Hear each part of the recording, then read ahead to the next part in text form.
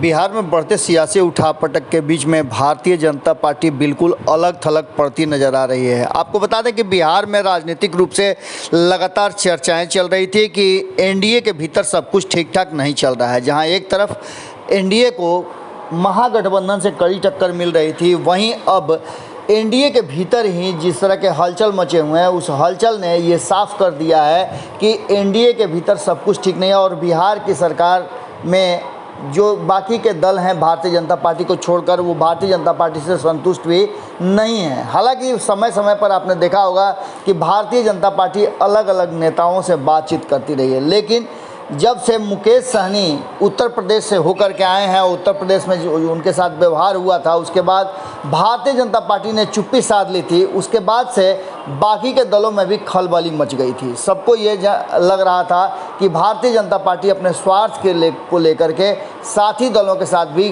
कोई भी किसी भी तरह का व्यवहार होने से उसे कोई परहेज नहीं है। आपको बता दें कि इन सारी बातों के बीच में नीतीश कुमार भी जब जातीय जनगणना को लेकर के चर्चाएं करते हैं, विपक्ष के साथ खड़े होते हैं, उसको देख करके भी कहीं ना कहीं साथी दलों में एक आस की किरण जगती है कि नीतीश कुमार कहीं ना कहीं भारतीय जनता पार्टी से बेहतर हैं। इन सारी बातों को देखते हुए जिस तरह से एनडीए की सरकार बिहार में चल रही है, अब वो मिल करके भारतीय जनता पार्टी को दबाव बनाने की कोशिश में लग गए हैं। आपको बता दें कि जीतन राम मांझी हालांकि इधर भारतीय जनता पार्टी से मुलाकात के बाद अपने सुर बदल रहे थे, लेकिन वो भी अब नीतीश कुमार में ज़्यादा आस्था दिखाने के लिए मजबूर है। इसके पीछे कारण है कि उत्तर प्रदेश के चुनाव होने वाले हैं। उत्तर प्रदेश के चुनाव में भारतीय जनता पार्टी ने स्पष्ट कर दिया था कि वो जदयू के साथ जाने के लिए तैयार नहीं है। इस पर कोई भी चर्चा नहीं हुई थी और इन सब बातों को लेकर के जो सामने बातें आ रही हैं, उसमें साफ स्पष्ट तरीके से दिखाई दे रहा है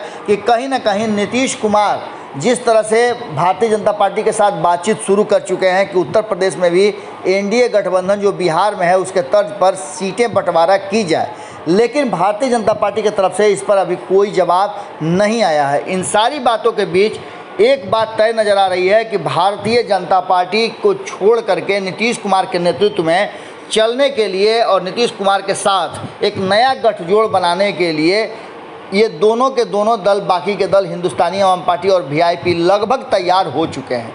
नीतीश कुमार के साथ अगर ये उत्तर प्रदेश में एक साथ हो जाते हैं तो ऐसी स्थिति में भारतीय जनता पार्टी के लिए मुश्किलें ज़रूर पैदा हो जाएंगी। एक तरफ जहां विपक्ष एकजुट होकर के G23 को लेकर के भारतीय जनता पार्टी का विरोध कर रहा है, वहीं अगर उसके साथी भी उसके विरोध में आ जाएं तो उत्तर प्रदेश में ये समझाना आसान हो जाएगा कि भारतीय जनता पार्टी किसी के साथ भी न्याय नहीं कर सकती है। ऐसी स्थिति में भारतीय जनता पार्टी की मुश्किलें बढ़ने वाली है और ये मुश्किल निश्चित रूप से नीतीश कुमार के नेतृत्व वाली जो गठजोड़ बन रही है या जो कवायद चल रही है, भीतर खाने में चर्चा ज़बरदस्त चल रही है कि इस गठजोड़ का यदि भारतीय जनता पार्टी से साठगांठ नहीं होता है या फिर भारतीय जनता पार्टी इन लोगों को वहाँ कोई स्थान नहीं देती है उत्तर प्रदेश में, तो बिहार में जो भी साथी दल हैं सत्ता में, वो उत्तर प्रदेश में विद्रोह कर सकते हैं। मुकेश सहनी ने तो शुरुआत कर भी दी है। हालांकि जीतन राम मांझी अभी भी आशान्वित हैं। आशान्वित तो जदयू भी है क्योंकि लगातार केसी त्यागी के माध्यम से बातचीत चल रही है,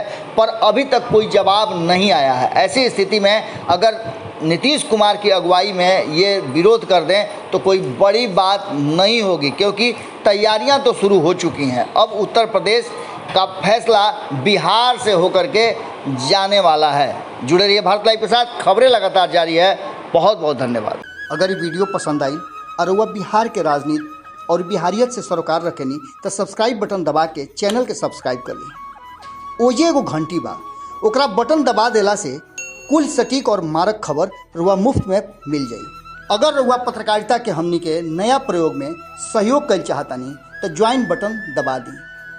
पेटीएम नंबर नोट कर ली 9386816700। धन्यवाद।